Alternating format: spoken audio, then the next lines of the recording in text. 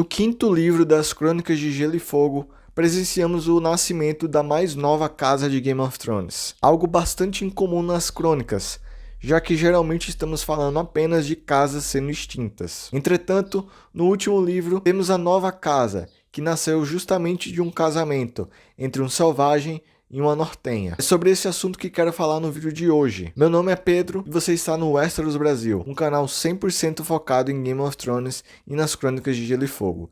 Então se você, assim como eu, é um grande fã das crônicas, já se inscreve no canal para não perder os próximos vídeos. Então, sem mais enrolação, vamos para a história da mais nova casa de Game of Thrones. A casa na qual estou falando é a chamada Casa Flynn, criada no ano 300 depois da conquista, no norte. Seu brasão, como vocês estão vendo na imagem, combina um disco de bronze para homenagear o povo Flynn, bem no meio, com as chamas vermelhas para homenagear o deus da luz, R'hllor.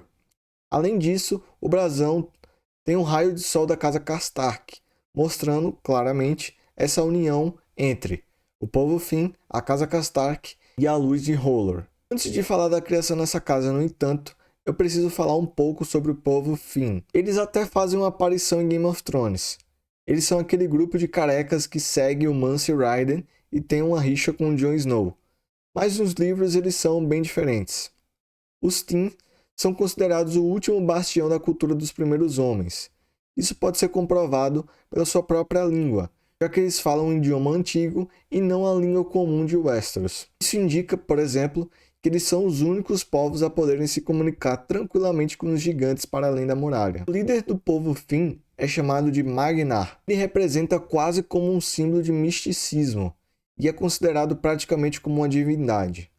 Os Flynn também apresentam algumas mudanças em sua cultura comparado aos outros selvagens, como possuir um conjunto de leis e terem armas mais avançadas, como por exemplo, se utilizar de bronze.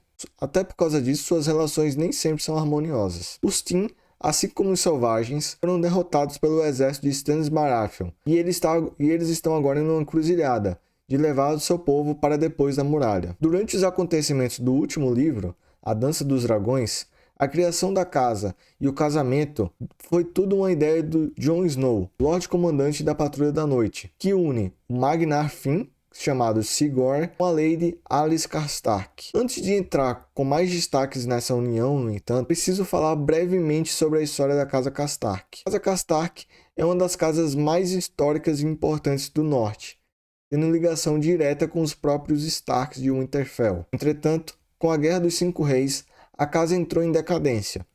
O senhor da casa, Rickard Karstark, foi morto pelo jovem lobo, o rei do norte, Robb Stark, e ele foi julgado por traição. Rickard tinha 4 filhos, 3 homens e uma mulher. 2 de seus filhos morreram na guerra, pelas mãos de Jaime Lannister. Já o seu único filho sobrevivente é chamado de Haryon Karstark, e ele está preso há muitos livros em Mandenpool. Por isso, a questão da sucessão da casa Karstark se tornou um problema.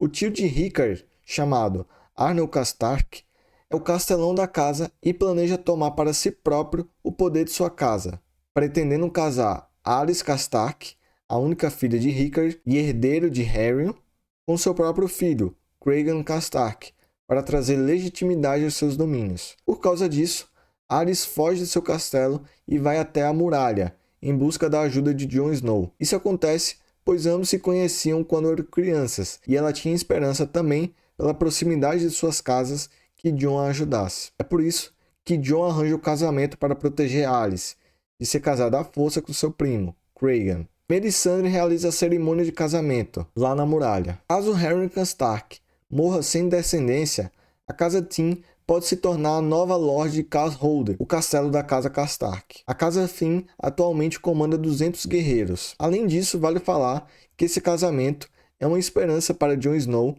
de que os selvagens e os nortenhos finalmente se unem e se deem bem. Sendo assim, a casa Flynn deve ter grande destaque no futuro. E várias perguntas acontecem com isso. Serão eles a nova casa a comandar Karlshold ou terão novas terras? E se tiverem novas terras, quais serão essas novas terras? Qual será a sua função na União do Norte? Todas essas questões são bastante curiosas e me deixam com muita expectativa para os ventos de inverno.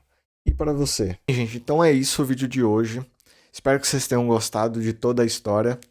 Eu particularmente me interesso bastante sobre essas casas, principalmente as casas do norte, né? Eu acho que elas têm uma história, elas têm assim um clima que me interessa muito, eu gosto muito. E me deixa muito curioso para saber qual que vai ser o papel dessa casa nos próximos livros, né? Eu espero muito que seja algo bem interessante e, claro, com sua grande complexidade, que geralmente tem em quase todas as casas que o Martin escreveu, né? Então, obrigado por chegar até aqui. Se você gostou, deixa o like e comenta aí o que é que você achou sobre essa casa. Então, obrigado, até a próxima e tchau!